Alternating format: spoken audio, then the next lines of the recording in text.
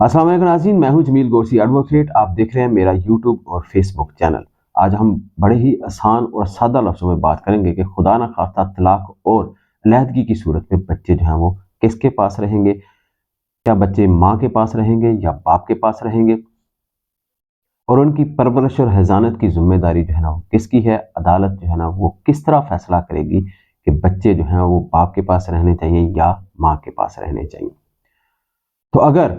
माँ और बाप दोनों में से कोई शादी कर लेता है तो फिर बच्चे जो हैं वो किसके पास रहेंगे, और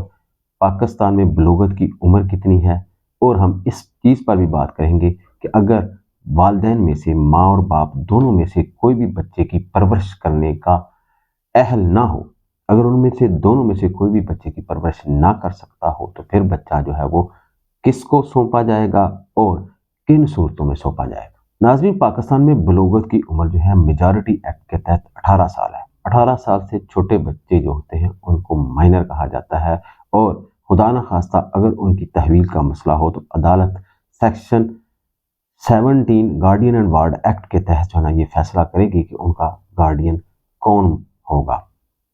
यानी कि अदालत जो है ना वो फैसला करेगी कि उनका गार्डियन जो है ना वो कौन होगा। नाज़रीन, अदालत जब भी किसी बच्चे यानी कि माइनर के गार्डियन मुतय्यन करती है, यानी कि गार्डियन मुतय्यन करती है, या बच्चे की परवरिश और हिफाज़त की जिम्मेदारी जो है ना वो जब भी किसी को सौंपती है, तो सेक्शन 17 गार्डियन वार्ड एक्ट 1890 के तहत सबसे पहले बच्चे की वेलफेयर का ख्याल रखती है। यानी कि वो बच्चे की फलाह व बहबूद का ख्याल रखती है कि बच्चे का मुस्तकबिल जो है ना किस जगह पे बेहतर होगा। कि अदालत जो है वो बच्चे की उम्र, बच्चे की जिन्स, बच्चे के मजहब, और जिसको गार्डियन मुतय्यन करना है उसके जिसको गार्डियन मुतय्यन करना है उसकी हैसियत क्या है, उसकी माली हैसियत क्या है, उसकी अखलाकी हैसियत क्या है। इन सारी चीज़ों को मद्देनज़र रख कर अदालत जो है ना मुतय्यन करेगी कि बच्चे का गार्डियन जो है ना वो कौन होगा। अदालत इस बात को भी section 17 guardian and ward act के तहत मद्देनजर रखेगी कि अगर उसकी इमोशनल अटैचमेंट किसी के साथ है तो इस बात को, और अगर बच्चा इस काबिल है तो वो अपनी राय भी दे सकता है तो उसकी राय को भी मलहूज़ खातर रखा जाएगा। अगर डिजीज्ड वालिदैन में से किसी ने को विल की है, किसी ने को वसीयत की हुई है, तो उस वसीयत को भी मद्देनजर रख कर ही उसके गार्डियन का फैसला जो है ना वो किया जाएगा। तो नाज़रीन, मोहम्मदन लॉ की सेक्शन 352 के तहत, यानी कि 352 मोहम्मदन लॉ के तहत जो है ना किसी भी छोटे बच्चे की जो हिफाज़त है या परवरिश की जिम्मेदारी है वो उसकी वालदा को दी जाएगी, क्योंकि वालदा को एक नेचुरल गार्डियन समझा जाता है। बच्चे की अपनी माँ है, वो सबसे ज़्यादा बच्चे की बेहतर परवरिश कर सकती है, लिहाजा सबसे पहले उसकी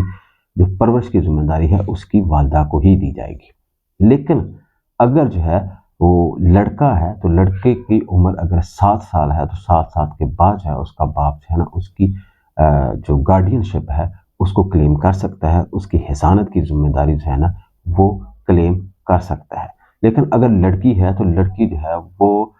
बलूगत की उम्र तक पहुंचने तक या उसकी शादी होने तक जो है ना अपनी माँ के पास ही रहेगी। तो नाज़रीन, अगर औरत जो है वो शादी कर लेती है, अगर औरत शादी कर लेती है तो लड़की जो है इनकी माइनर जो कि उसकी तहवील में थी वो उसके पास नहीं रहेगी, बल्कि अपने असली बाप को दे दी जाएगी। क्यों कि औरत ने जिस मर्द से शादी की हुई है वो उस लड़की के लिए, उस बच्ची के लिए जो है वो गैर महरम है, इसलिए उसके असली बाप को वो लड़की जो है वो उसकी तहवील में दे दी जाएगी। यानी कि वो जो बच्ची है वो अपने असली बाप के तहवील में दे दी जाएगी।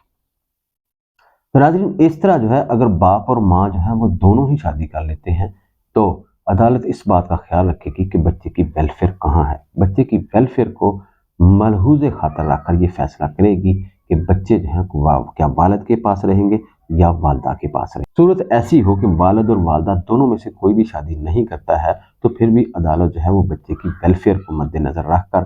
फैसला करेगी कि बच्चे जो हैं वालिद या वालदा किसके पास रहेंगे। नाज़रीन, कई दफ़ा ऐसे होता है कि अदालत